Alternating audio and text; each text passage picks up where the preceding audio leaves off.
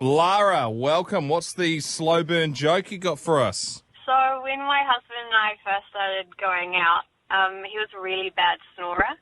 And what he told me was when he lay on his back, his balls would cover his anus and create an airlock, and that's why he snores.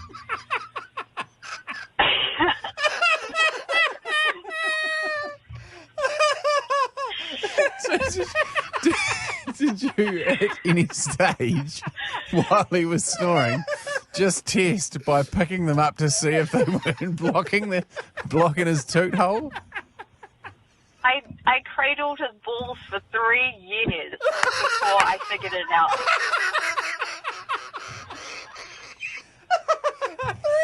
What a legend! Oh my gosh!